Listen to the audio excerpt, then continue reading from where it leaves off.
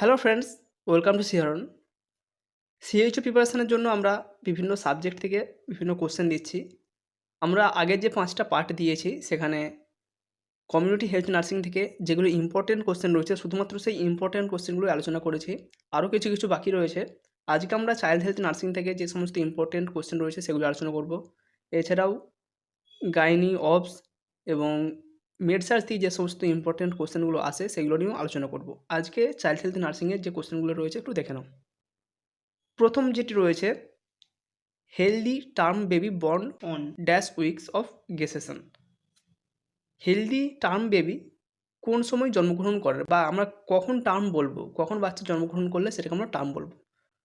বাচ্চা যদি 38 থেকে 42 উইক্সের মধ্যে জন্মগ্রহণ করে তখন সেটাকে আমরা বলবো টার্ম বেবি। দ্বিতীয় number question, average weight of a normal full term baby. তার নর্মাল এভারেজ ওয়েট হবে 2.9 কেজি এবং যার রেঞ্জ হচ্ছে 2.5 থেকে 3.9 কেজি। Average crown to heel length of the term infant. বাচ্চার মাথা থেকে হিল পর্যন্ত তার যে লেন্থ বা তার যে হাইট এভারেজলি 50 সেন্টিমিটার এবং রেঞ্জ হচ্ছে 48 থেকে 53 centimetre. Head circumference at birth. বাচ্চার হেড সারকামফারেন্স যেটা এভারেজ 35 সেমি এবং রেঞ্জ হয় 33 থেকে 37 centimetre. Chest circumference at birth, যেটা হেড সারকামফারেন্স হবে বাচ্চার তার থেকে 3 সেন্টিমিটার কম হবে chest circumference. 6 number question, normal ratio of upper segment and lower segment.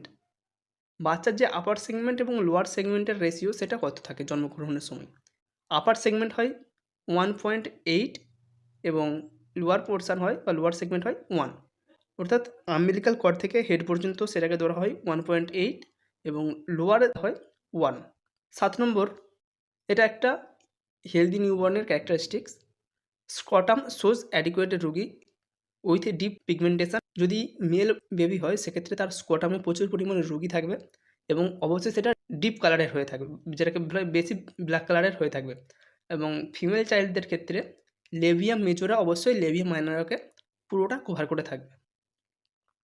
এবার এখানে কিছু বাচ্চার ক্যারেক্টারিস্টিক যেগুলো নর্মাল ভাইটাল সাইন্স তার যে রেঞ্জ নর্মাল ভ্যালু সেটা একটু দেখে নাও। 8 নম্বর, হার্ট রেট। বাচ্চার নিউবর্নের হার্ট রেট কত? এভারেজলি থাকে 140 বিটস পার মিনিট এবং রেঞ্জ থাকে 120 থেকে 160-এর মধ্যে। নর্মাল ব্লাড প্রেশার কত থাকে? নিউবর্নের নর্মাল ব্লাড প্রেশার কত থাকে? যদি বাচ্চা হেলদি হয় সেক্ষেত্রে তার নর্মাল ব্লাড প্রেশার কত হয় সেটা তোমরা কমেন্ট করে জানাও। এক্ষেত্রে অনেকেরই ভুল হয়। মোটামুটি তোমরা এভারেজটা লিখবে এবং তার সাথে যেটা রেঞ্জ হয় সেই রেঞ্জটা লিখবে। 10 number question, normal body temperature of neonate 36.5 থেকে 37.5 degree Celsius. 11 number question, normal respiration rate of healthy newborn. Healthy বাচ্চা তার এভারেজ রেসপিরেশন রেট থাকে 40 ব্রিথস পার মিনিট এবং রেঞ্জ থাকে 30 থেকে 60। 12 number question, neonate passes meconium within dash hour. Neonate meconium pass করবে কতক্ষণের মধ্যে?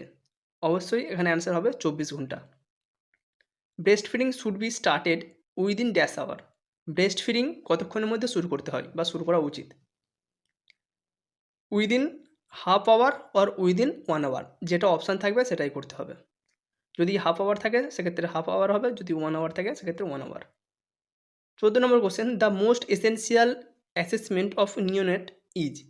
বাচ্চা যখনই জন্মগ্রহণ করলো সব থেকে প্রথম অ্যাসেসমেন্ট কোনটি হবে বা কোনটি হওয়া উচিত? অবশ্যই দেখতে হবে বাচ্চা ঠিকঠাকভাবে কাঁদছে কিনা, গুড ক্রাই রয়েছে কিনা, স্পন্টানিয়াস রেসপিরেশন এটা এস্টাবলিশমেন্ট হয়েছে কিনা, সেজন্য আমাদেরকে দেখতে হবে গুড ক্রাই হয়েছে কিনা। 15 number question, Apgar scoring or assessment should be done. Apgar score কতক্ষণের মধ্যে করতে হবে? অ্যাফগার স্কোর করতে হবে বা অ্যাসেসমেন্ট করতে হবে প্রথম ফার্স্ট 1 মিনিটের মধ্যে। বাচ্চা যখন জন্মগ্রহণ করলো তখন 1 মিনিটের মধ্যে এবং 1 মিনিটের পর আবার 5 মিনিট পর। অ্যাফগার স্কোর যদি 7 থেকে 10-এর মধ্যে হয় সেক্ষেত্রে নর্মাল, কোনো ডিফিকাল্টি নেই। যদি 4 থেকে 6-এর মধ্যে হয় সেক্ষেত্রে মডারেট ডিফিকাল্ট বা ডিপ্রেশন, মডারেট ডিপ্রেশন থাকে। আর যদি লেস দ্যান 3 হয় সেক্ষেত্রে সিভিয়ার ডিস্ট্রেস লক্ষ্য করা যায়। 16 number question, vaginal bleeding or mucus secretion in newborn girl baby is due to. Newborn গার্লের ক্ষেত্রে প্রথম যে ভ্যাজিনাল ব্লিডিং বা মিউকাস ডিসকাস লক্ষ্য করেছে সেটা কী কারণে? এটা অবশ্যই ম্যাটার্নাল যে হরমোন উইথড্রল হচ্ছে বাচ্চার থেকে, মেনলি ইস্ট্রোজেন কাট অফের ফলে এই ভ্যাজিনাল ব্লিডিং লক্ষ্য করা যায়। এটার জন্য কোনো এক্সট্রা ট্রিটমেন্টের প্রয়োজন হয় না, অটোমেটিক্যালি ঠিক হয়ে যায়। 17 number question, in case of resuscitation suction should be done first dash then dash. যদি বাচ্চাকে রিসাসিটেশন দেওয়া হয় সেক্ষেত্রে প্রথম যে সাকশানিং করা হয় সেখানে আগে কোনটি হবে তারপর কোনটি হবে? সাকশানের সময় অবশ্যই খেয়াল রাখতে হবে প্রথমে মাউথ তারপর নোজ, আগে মাউথ সাকশান করতে হবে তারপর নাক।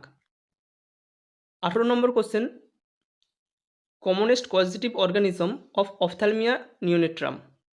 অফথ্যালমিয়া নিওনেট্রামের মেন কজেটিভ অর্গানিজম কোনটি? সঠিক অ্যান্সার হবে Chlamydia trachomatis. 19 number question, what is omphalitis? Omphalitis is the sepsis of the umbilical cord. বাচ্চার যে আম্বিলিকাল কর্ড থাকে তার সেপসিস যদি হয়ে থাকে সেটাকে বলা হয় ওমফ্যালাইটিস। মেনলি আনহাইজেনিক প্র্যাকটিস বা যখন আম্বিলিকাল কর্ড কাটা হয় সেক্ষেত্রে যদি হাইজিন মেনটেন না করা হয় সেক্ষেত্রে এটা হতে পারে।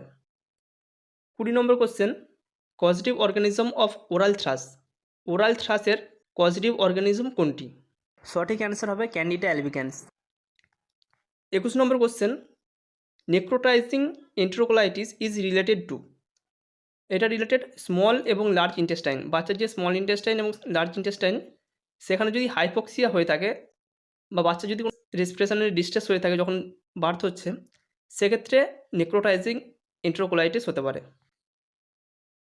22 নম্বর, ক্যাপুট সাকসিডিনাম প্রেজেন্ট অ্যাট বার্থ। বাচ্চা যদি ক্যাপুট সাকসিডিনাম হয়ে থাকে সেটা কিন্তু জন্মের সময়ই হয়ে যাবে, অর্থাৎ বাচ্চা যখন ডেলিভারি হচ্ছে তখনই প্রেজেন্ট থাকবে। কিন্তু যেটা সেফালোহেমাটোমা সেটা কখনোই জন্মের সময় থাকবে না, বাচ্চার ডেলিভারি হয়ে যাবে তার কিছুক্ষণ পর, মিনিমাম 4 থেকে 6 ঘন্টা পর তখন কিন্তু লক্ষ্য করা যাবে। ওই বাচ্চা যখন জন্ম হবে তখন লক্ষ্য করা যাবে না। 23 number question, commonest cause of facial palsy. বাচ্চার ক্ষেত্রে যে ফেসিয়াল পালসি লক্ষ্য করা যায় তার মেন কারণ কি? যদি ফেসিয়াল নার্ভ ইনজুরি হয় সেক্ষেত্রে ফেসিয়াল পালসি হতে পারে। বাচ্চা যদি ফোরসেপ ডেলিভারি হয় সেক্ষেত্রে যদি ফেসিয়াল নার্ভের ওপর বেশি প্রেসার পড়ে বা হেমারেজ বা ইডিমা হয়ে থাকে সেসব ক্ষেত্রে কিন্তু ফেসিয়াল পালসি হতে পারে। 24 number question, serum bilirubin level in case of neonatal jaundice is. বাচ্চা যদি নিওনেটাল জন্ডিস হয় সেক্ষেত্রে সিরাম বিলিরুবিন লেভেল কত হতে পারে? সেক্ষেত্রে বিলিরুবিন লেভেল হবে 5 mg/dl। বাচ্চার ক্ষেত্রে হতে হবে 5 mg/dl, এবং যদি কোনো নর্মাল অ্যাডাল্ট চাইল্ড হোক বা অন্য কোনো নর্মাল মানুষ হয়, অ্যাডাল্ট মানুষ হলেও সেক্ষেত্রে তাতে যদি 2 mg/dl হয় সেক্ষেত্রে সেটাকে বলা হয় জন্ডিস, কিন্তু বাচ্চার ক্ষেত্রে সেটা হতে হবে 5 mg/dl। 25 number question, pathological jaundice appears within. Pathological jaundice কতক্ষণের মধ্যে অ্যাপিয়ার হয়? প্যাথোলজিক্যাল জন্ডিস অবশ্যই অ্যাপিয়ার হবে উইদিন 24 আওয়ার। 24 ঘন্টার মধ্যে প্যাথোলজিক্যাল জন্ডিস অ্যাপিয়ার হবে, এবং ফিজিওলজিক্যাল জন্ডিস 24 ঘন্টার পর অ্যাপিয়ার হবে। 26 number question, physiological jaundice appears in. Physiological jaundice এটা বললাম 24 ঘন্টার পর হবে, 24 ঘন্টার আগে কিন্তু কখনোই হবে না। 27 number question, kernicterus is the complication of. Kernicterus কিসের কমপ্লিকেশন? হাইপার বিলিরুবিনিমিয়া। ব্লাডে যদি বিলিরুবিনের পরিমাণ প্রচুর পরিমাণে বেড়ে যায় সেক্ষেত্রে কার্নিক টেরাস হতে পারে। যদি আনকনজুগেটেড বিলিরুবিন ব্রেনের সেলে পৌঁছে যায়, ব্রেন পর্যন্ত চলে যায়, সেক্ষেত্রে কার্নিক টেরাস হতে পারে। 28 number question, KMC is given to baby with body weight dash. বাচ্চার বডি ওয়েট কত থাকলে তাকে কেএমসি বা ক্যাঙ্গারু মাদার কেয়ার দেওয়া হয়? বাচ্চার ওয়েট যদি লেস দ্যান 2.5 কেজি হয়ে থাকে তাহলে কিন্তু তাকে কেএমসি দেওয়া হয়, এবং যতক্ষণ না বাচ্চার ওয়েট 2.5 কেজি পর্যন্ত হচ্ছে ততক্ষণ কিন্তু কেএমসি দেওয়া হয়। 29 নম্বর কোশ্চেন, পোস্টন্যাটাল পিরিয়ড কোন বয়সে বাচ্চাকে কি বলা হয়? নিওনেট। নিওনেটের এজ হচ্ছে যখন ডেলিভারি হলো তারপর থেকে 28 দিন, এটিকে বলা হয় নিওনেট পিরিয়ড। প্রথম 7 দিনকে বলা হয় আর্লি নিওনেট, এবং যে 7 থেকে 28 দিন রয়েছে সেটাকে বলা হয় late neonate. Infant first year of life, প্রথম যে 1 বছর সেটাকে বলা হয় ইনফ্যান্ট। 1 থেকে 3 বছর বয়সটাকে বলা হয় টডলার। 3 থেকে 6 বছর বয়সকে বলা হয় preschooler. 30 number question, sucking reflex disappears at. Sucking reflex disappear হয়ে যায় 6 মাসের পর থেকেই। 6 মাসের পর কিন্তু আর সাকিং রিফ্লেক্স থাকে না। মোরো রিফ্লেক্স ডিসঅ্যাপিয়ার অ্যাট। মোরো রিফ্লেক্স 3 থেকে 4 মাসের পর আস্তে আস্তে ডিসঅ্যাপিয়ার হয়ে যায়, এরপর আর থাকে না। ডলস আই রিফ্লেক্স এটাও 3 থেকে 4 মাসের পর আর কিন্তু থাকে না, আস্তে আস্তে এগুলো ডিসঅ্যাপিয়ার হয়ে যায়। এখানে যে সমস্ত ইম্পর্টেন্ট কোশ্চেনগুলো রয়েছে সেগুলো একটু নোট ডাউন করতে পারো। 34 number question, physical maturation and increase size of the body is called. Physical maturation এবং শরীরের আকার যদি বাড়তে থাকে, সেল ডিভিশন বা সেল গ্রোথ হয়, সেটাকে আমরা কী বলবো? সেই কন্ডিশনটাকে বলা হয় growth. 35 number question, changes in behaviour and ability to function at higher level is called. Changes in behaviour and ability to function at higher level is called maturation. 36 number যেটি রয়েছে, এখান থেকে কোশ্চেন অনেকগুলি আসতে পারে, ঘুরিয়ে ফিরে আসতে পারে, তাই আমরা জাস্ট বেসিক নলেজটা দিয়ে দিচ্ছি। এখান থেকে যেমনই কোশ্চেন আসুক না কেন আশা করি অ্যান্সার করতে পারবে। চাইল্ড ওয়েট অ্যাট বার্থ থাকে 2.5 থেকে 3.8 কেজি, এটা রেঞ্জ। এবার যদি তোমরা অ্যাকচুয়াল বা এভারেজ বলতে চাও, সেক্ষেত্রে 2.8 বা 2.9 কেজি বলা হয়। ফার্স্ট উইকে 10% ওয়েট লস হয়, অর্থাৎ বার্থ ওয়েট যেটা ছিল তার থেকে 10% লস হয়ে যায় প্রথম 7 দিনে। নেক্সট যে 3 দিন, অর্থাৎ ফার্স্ট যে 10 দিন বাচ্চা যখন বয়স হচ্ছে, 10 দিনের মধ্যে বাচ্চা যেটা ওয়েট লস করেছিল সেটা রিগেন করে ফেলে, অর্থাৎ 3 দিনের মধ্যেই ওয়েটটা রিগেন করে ফেলে। তারপর থেকে ফার্স্ট 3 মান্থ, অর্থাৎ 10 দিনের পর থেকে 3 মাস পর্যন্ত বাচ্চার ওয়েট গেন হয় 25 থেকে 30 গ্রাম পার ডে। আবার 3 মাসের পর থেকে, অর্থাৎ 4 মাস থেকে 12 মাস পর্যন্ত বাচ্চার ওয়েট গেন হয় 400 গ্রাম পার মান্থ। এখানে সেটাই বলা রয়েছে, একটু দেখে নিতে পারো। ওয়েট ডবল কখন হয়? At 5 month of age. বাচ্চার বয়স যখন 5 মাস হয় তখন তার ওয়েট ডবল হয়ে যায়, বার্থ ওয়েট যেটা ছিল তার থেকে ডবল হয়ে যায়। Weight tripled at 1 year of age. বাচ্চার জন্মের যে ওজন সেটা 3 গুণ হয় 1 বছর বয়সে, 4 গুণ হয় 2 বছর বয়সে এবং 5 গুণ হয় 3 বছর বয়সে। এখান থেকে যেমনই কোশ্চেন আসুক আশা করি অ্যাটেন্ড করতে পারবে। 37 নম্বর, চাইল্ড লেন্থ, বাচ্চার লেন্থ বা দৈর্ঘ্য। অ্যাট বার্থ থাকে এভারেজলি 50 সেন্টিমিটার, 3 মাসে সেটা হয়ে যায় 60 সেন্টিমিটার, 9th মাসে হয়ে যায় 70 সেন্টিমিটার। তোমরা যে 3, 9 এগুলো তো না দেখলেও মোটামুটি যেগুলো 50, 75 বা যেগুলো ডবল হচ্ছে এই যে জিনিসগুলোকে লক্ষ্য রাখবে। অ্যাট বার্থ 50, 1 ইয়ারে 75 সেন্টিমিটার এবং লেন্থ ডবল হচ্ছে 4 থেকে 4.5 বছর বয়সে। মাসে যেগুলো রয়েছে সেগুলো একটু দেখে রাখতে পারো, তবে না দেখলেও অতটা প্রয়োজন নেই। 38 নম্বর, এটা কিন্তু প্রয়োজন রয়েছে, বিএমআই। বিএমআই কি? এটা হচ্ছে বডি মাস ইন্ডেক্স। এবার বিএমআই ক্যালকুলেশনের যে রুলসটা সেটা দেখে রাখো, weight in KG divided by height in metre square. এখানে তোমাকে এককগুলো ধরা হতে পারে, হয়তো বিএমআইয়ের একক কী বা কীভাবে ক্যালকুলেট করা হয় সেটা ধরা হতে পারে। সেক্ষেত্রে তুমি যদি রুলসটা জানো, সূত্রটা জানো, সেক্ষেত্রে তুমি আশা করি অ্যাটেন্ড করতে পারবে। বিএমআই যদি 30-এর বেশি হয় সেটাকে বলা হয় ওবেসিটি। বিএমআই যদি 15-র কম হয় সেটাকে বলা হয় ম্যালনিউট্রিশন। 18.5 থেকে 24.9 পর্যন্ত যে বিএমআই সেটাকে বলা হয় হেলদি নিওনেট বা হেলদি নিওনেট না, সবার ক্ষেত্রে হয়, সেটা বলা হয় হেলদি। যদি 18.5-এর কম হয়, 15 পর্যন্ত হয়, সেটাকে বলা হয় আন্ডারওয়েট। এবং বিএমআই যদি 25 থেকে 29.9 পর্যন্ত হয় সেটাকে বলা হয় ওভারওয়েট। 29 নম্বর question, body proportion equals at the age. Body কতদিনে ইকুয়ালস হয়, বা আমাদের যে লোয়ার পোর্শনের সঙ্গে আপার পোর্শনের যে লেন্থ সেটা কতদিনে ইকুয়াল হয়? সেটা ইকুয়াল হয় 10 থেকে 12 বছর বয়সে। 40 number question, head circumference at birth থেকে 35 সেন্টিমিটার, 3 মাসে পর হয়ে যায়, যখন বাচ্চার বয়স 3 মাস হয় তখন সেটা হয়ে যায় 40 সেন্টিমিটার। 41 নম্বর question, head circumference is measured by placing the tape over dash. Head circumference যখন মাপা হয়, টেপ মেজারটাকে কীভাবে রাখা হয় বা কীভাবে মাপা হয়? এটা মাপা হয় পোস্টেরিয়র বা অক্সিপিটাল প্রোটুবারেন্স থেকে। ওখানে একটি ধরো যদি টেপ পেন একটা পয়েন্ট রাখা হয়, বাকিটা হবে ওভার দ্য ইয়ার, দুপাশে যে কান রয়েছে কানের উপর দিয়ে হবে এবং ফ্রন্টের দিকে সুপ্রা অরবিটাল রিজের উপর দিয়ে আবার একদম প্রোটুবারেন্স পর্যন্ত যাবে। সেটা তুমি ফ্রন্ট থেকে শুরু করতে পারো বা অক্সিপিটাল থেকে শুরু করতে পারো। অক্সিপিটাল প্রোটুবারেন্সের ওপর দিয়ে, কানের দুপাশের ওপর দিয়ে সামনের দিকে সুপ্রা অরবিটাল রিচ পর্যন্ত। 42 number question, anterior fontanelle closes at. Anterior fontanelle কখনো ক্লোজ হয়? অ্যান্টেরিয়র ফ্রন্টালি কিন্তু পোস্টেরিয়র ফ্রন্টালি থেকেও লেটে ক্লোজ হয়। এক্ষেত্রে টাইম লাগে 12 থেকে 18 মান্থস, 1 থেকে 1.5 বছর পর্যন্ত সময় লাগে অ্যান্টেরিয়র ফ্রন্টালি ক্লোজ হওয়ার জন্য। Shape of anterior fontanelle and posterior fontanelle. Anterior fontanelle এবং পোস্টেরিয়র ফ্রন্টালির শেপ বা আকার কীরকম? অ্যান্টেরিয়র ফ্রন্টালি ডায়মন্ড শেপ এবং posterior fontanelle triangular shape. 44 number question, posterior fontanelle closes at. Posterior fontanelle কখন ক্লোজ হয়? পোস্টেরিয়র ফ্রন্টালি ক্লোজ কিন্তু অনেক তাড়াতাড়ি হয়, 1 থেকে 1.5 মাসের মধ্যে হয়ে যায়। এখানে 6 থেকে 8 উইকস এর মধ্যে পোস্টেরিয়র ফ্রন্টালি ক্লোজেস হয়ে যায়। 45 নম্বর কোশ্চেন, ডিপ্রেসড ফ্রন্টালি ইন্ডিকেটস। যদি ফ্রন্টানেলিগুলো আমরা প্যালপেট করি হাত দিয়ে, সেগুলো যদি ডিপ্রেসড থাকে সেখান থেকে আমাদেরকে কী বুঝতে হবে? সেটা কিন্তু অবশ্যই ডিহাইড্রেশনকে ইন্ডিকেট করে।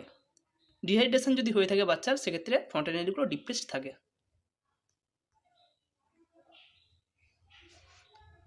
46 নম্বর কোশ্চেন, নর্মাল চেস্ট সার্কামফারেন্স কত? নর্মাল চেস্ট সার্কামফারেন্স আমরা বলেছিলাম হেডের থেকে, হেড সার্কামফারেন্স যা হবে তার থেকে 3 সেন্টিমিটার কম। এভারেজলি যদি হেড সার্কামফারেন্স 35 হয়, সেক্ষেত্রে চেস্ট সার্কামফারেন্স হবে 32 থেকে 33। 47 number question, chest and head circumference become equal at the age of. Head circumference এবং চেস্ট সার্কামফারেন্স কখন সমান হয়ে যায়?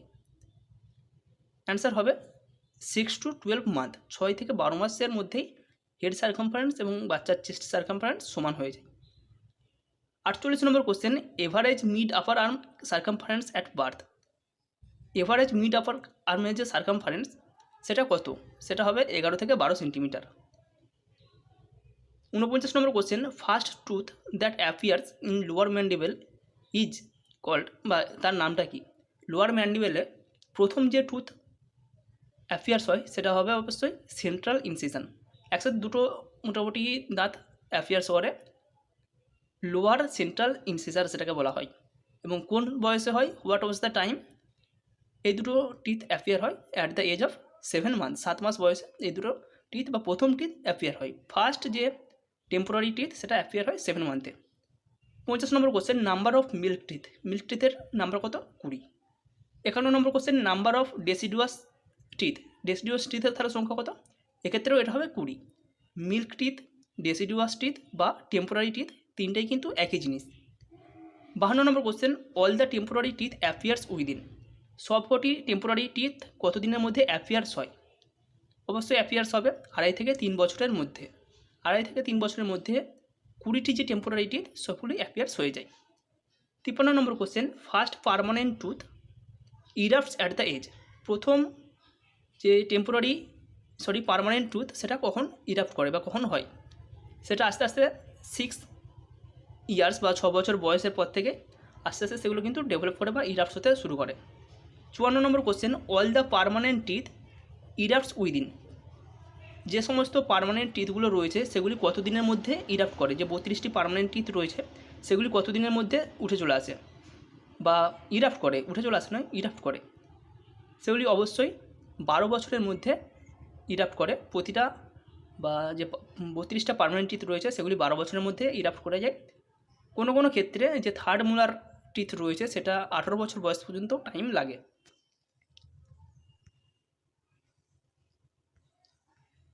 55 number question, first menstrual bleeding is called. প্রথম যে মেনস্ট্রুয়াল ব্লিডিং সেটাকে কী বলা হয়? সেটাকে বলা হয় menarche. 56 number question, first and earliest sign of puberty in girl. মেয়েদের যে পিউবার্টি শুরু হয় তার প্রথম সাইন কোনটি? তার প্রথম সাইন হবে thelarche and appearance or growth of pubic hair. Thelarche অর্থাৎ increase in breast size and breast bud তখন ডেভেলপ করতে শুরু করে এবং পিউবিক হেয়ার অ্যাপিয়ার্স হতে শুরু করে। মিনার্কি শুরু হয় যখন পিউবিক হেয়ার দেখা দিল তার 2 বছর পর। পিউবিক হেয়ার যখন আস্তে আস্তে ডেভেলপ করলো বা গ্রোথ আস্তে আস্তে শুরু করলো তার 2 বছর পর প্রথম মেনস্ট্রুয়েশন বা মিনার্কি শুরু হয়। এবার আছে ডেভেলপমেন্টাল মাইলস্টোন ইনফ্যান্টের ক্ষেত্রে 1 থেকে 2 মাস বয়সে কী কী লক্ষ্য করা যায় বা বাচ্চা কী কী মাইলস্টোন অ্যাচিভ করে। এবল টু লিফট দ্য চিন ইন প্রোন পজিশন, যখন বাচ্চা শুয়ে থাকে তখন তার চিনটাকে আস্তে আস্তে তুলতে পারে। Able to regard colourful object at 20 centimetre distance, 20 centimetre distance থেকে সে কালারফুল অবজেক্টগুলোকে আইডেন্টিফাই করতে পারে। টার্নস হেড টুয়ার্ড সাউন্ড, যেদিকে কেউ সাউন্ড করবে সেদিকে সে মাথা ঘোরাতে পারবে। স্মাইল অ্যাট কেয়ার গিভার, যে কেয়ার গিভার সে মাদার হতে পারে বা অন্য কেউ হতে পারে, তার দিকে সে স্মাইল ব্যাক করবে, হাসবে। 2 থেকে 3 মাস বয়সে able to lift head and chest বা এক্সটেন্ড আর্ম, কোনো কিছুর ওপর হাতে প্রেসার দিয়ে সে তার হেড এবং চেস্টকে আপলিফ্ট করতে পারবে বা তুলতে পারবে। দ্বিতীয়, follow moving object with steady eyes, যখন কোনো কিছু অবজেক্ট ঘুরবে সে তার দিকে একদৃষ্টে তাকিয়ে থাকবে এবং তার চোখেও যেমন অবজেক্টটা ঘুরবে তার সাথে সাথে তার চোখটাও একইভাবে ঘুরবে। ক্রিয়েটস কুইং সাউন্ড, সে আস্তে আস্তে যে কুইং সাউন্ড আস্তে আস্তে তাদের সাউন্ড নিজে আস্তে আস্তে সাউন্ড তৈরি করতে পারে। 4 থেকে 5 মাস বয়সে join hands together in play, খেলার সময় দুটো হাতকে একসাথে জড়ো করতে পারে। হোল্ড হেড স্টিডিলি, হেডকে স্টিডিভাবে রাখতে পারে বা একসাথে ভালোভাবে তুলে রাখতে পারে। 5 থেকে 6 মাস বয়সে ক্যান সিট উইথ সাপোর্ট, কোনো কিছুতে হাত দিয়ে, চেয়ার, টেবিল, এ সমস্ত জিনিসগুলোকে হাত দিয়ে সে বসে থাকতে পারে। Hold cube and transfer from one hand to another, এটা ভালোভাবে দেখে রাখবে যে একটা হাত থেকে অন্য হাতে কখন সে জিনিসকে ট্রান্সফার করতে পারে। At the age of 5 to 6 month. 7 থেকে 8 মাস বয়সে ক্যান সিট উইথাউট সাপোর্ট, কোনো সাপোর্ট ছাড়াই 7 থেকে 8 মাস বয়সে সে একাই বসতে পারবে। রোল ইন বেডেতে ঘুরতে পারবে, যেমন ব্যাক টু সাইড বা ব্যাক টু অ্যাবডোমেন। 8 থেকে 9 মাস বয়সে ক্রল অন অ্যাবডোমেনের উপর প্রেসার দিয়ে সে ক্রল করতে পারবে, হামাগুড়ি দিতে পারবে। স্পিক দাদা, মামা, এরকম যে ডবল ওয়ার্ডগুলো সেগুলো দাদা, মামা এরকম কিছু বলতে শেখে। 9 থেকে 10 মাস বয়সে ক্রিপ অন হ্যান্ড অ্যান্ড নি, হাত এবং হাঁটুর উপর ভর দিয়ে সে ক্রিপিং করতে পারবে। স্ট্যান্ড উইথ সাপোর্ট, কোনো কিছুকে ধরে দাঁড়াতে পারবে। 10 থেকে 12 মাস বয়সে stand without support, walk holding furniture, এবং কোনো কিছু ধরে হাঁটতে পারবে। ডেভেলপমেন্টাল মাইলস্টোন থেকে এ সমস্ত কোশ্চেনগুলো যথেষ্ট ইম্পর্টেন্ট রয়েছে এবং গ্রোথ অ্যান্ড ডেভেলপমেন্ট থেকেও যেগুলো আলোচনা করলাম এগুলো ইম্পর্টেন্ট রয়েছে, সেক্ষেত্রে তোমরা নোট করে রাখো। এবং নেক্সট কোনো পার্টে আমরা কমিউনিটি বা অপস নিয়ে আলোচনা করব। Thank you.